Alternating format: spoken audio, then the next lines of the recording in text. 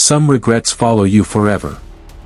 Mine is carved into my bones, a constant ache that never fades. I'm sorry. 2 words. That's all it would have taken.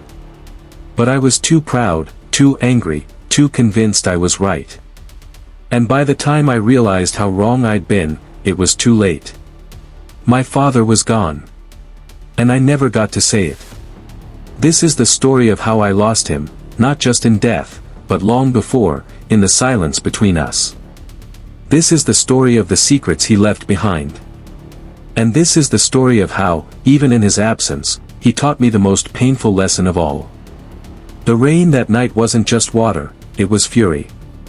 Brooklyn streets glistened under the dim orange glow of streetlights as I stood in my father's brownstone, my chest heaving, my fists clenched. "You never listened to me," I shouted, my voice raw. My father, William Carter, stood rigid by the fireplace, his jaw set like stone. At 58, he was still a commanding figure, broad-shouldered, salt and pepper hair, eyes that could cut through steel. "Because you never had anything worth listening to," he fired back. The words hit like a slap. I was 24, fresh out of college, convinced I knew better than a man who had built his life from nothing. He wanted me to take over the family business, a small but respected construction firm. I wanted to write. To create. To be anything but him. "You don't get to decide my life," I spat. His face darkened.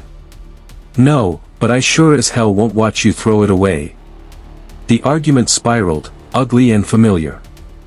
The same fight we'd had 100 times before. Until I crossed the line.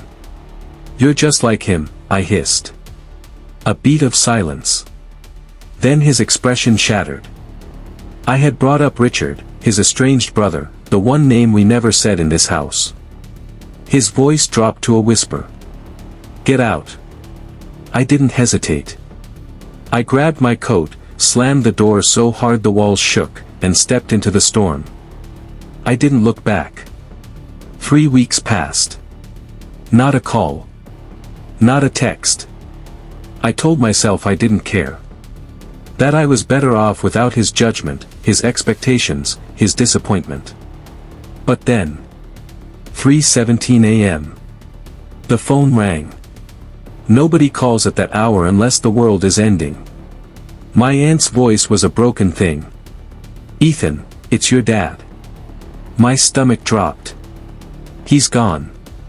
Gone. A heart attack," they said, sudden. No warning.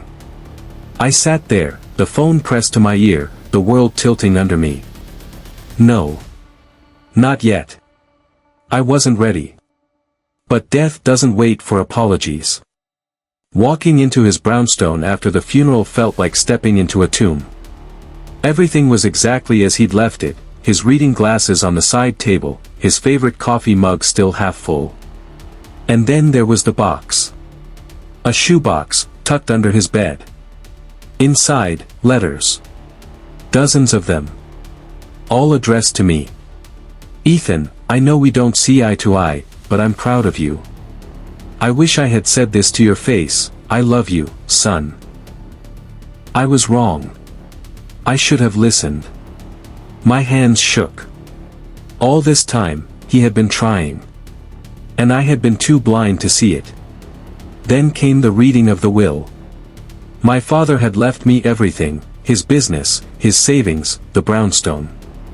But there was a condition. Ethan must reconcile with his uncle Richard before inheriting. Richard. The man my father hadn't spoken to in 20 years. The man whose name had made his face go cold.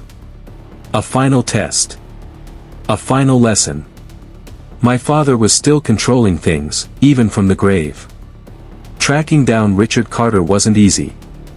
He lived in a rundown apartment in Queens, a far cry from my father's brownstone.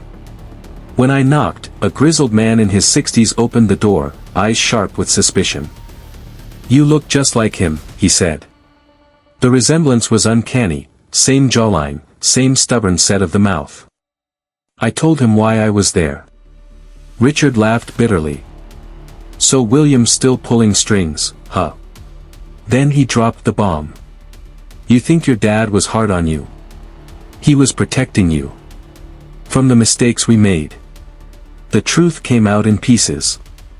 20 years ago, my father and Richard had been partners in the construction business.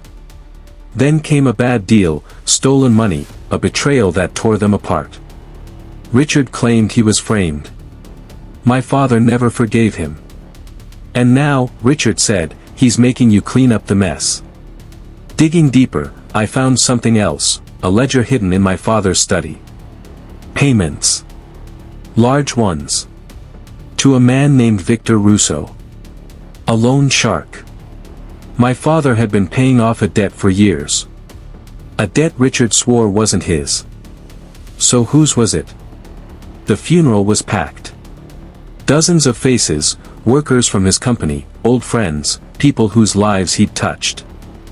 I stood before them, my throat tight. I had prepared a speech, something nice, something safe. But the words that came out were raw. I spent years blaming him. Now, I'd give anything for 5 more minutes. Just to say, I'm sorry. Silence. Then, one by one, people nodded. Because everyone has regrets. Everyone has words they wish they'd said. My father's last lesson wasn't about money or pride. It was about time. We think we have forever. We don't. Say the words. Make the call. Forgive while you still can. Because one day, it will be too late. And the weight of what you didn't say will haunt you forever.